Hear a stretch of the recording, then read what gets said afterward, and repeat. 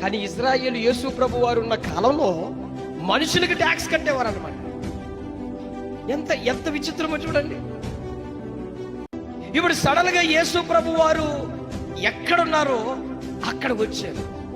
వాళ్ళంత మేధావులంటే ఇంత గొప్ప బోధలు చేస్తున్నాడు కదా ఈయన, అసలు ఈయన ట్యాక్స్ కడతాడా కట్టడా అని ఆలోచనతో అక్కడ వచ్చి ఆ ఇంటికాడికి వచ్చి తలుపు తట్టారు.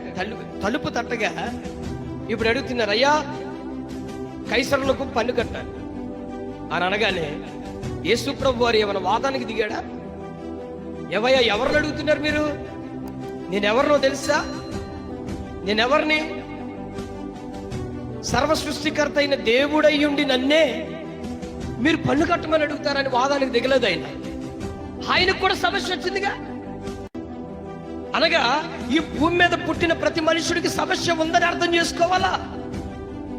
పన్ను కట్టడం అంటే నీ వ్యక్తిగతంగా ఈఎంఐ అనుకోవచ్చు, లేకపోతే చీటీలు అనుకోవచ్చు, లేకపోతే నీ పిల్లల స్కూల్ ఫీజు అవ్వుండొచ్చు, లేకపోతే డోక్రా గ్రూప్ పరిస్థితిని అవ్వుండొచ్చు, కారుకో ఇల్లుకో వాట్ ఎవర్, నీ ఫుడ్కో కిరాణా పట్టీకో ఏదైనా కూడా యేసు ప్రభు వారికి కూడా ఆ కాలంలో వచ్చింది.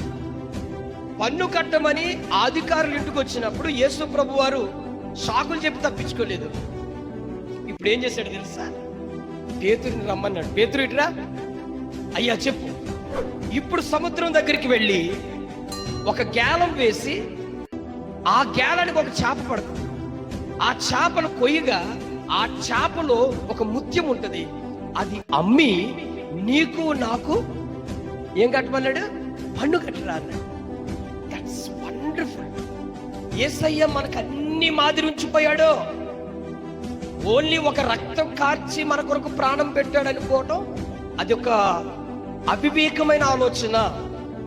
ఆయన ప్రతి అడుగు పరిశీలిస్తే భూమి మీద మనం ఎలా బ్రతకాలో అన్ని మార్గాలు చూపించాడు ఆయన.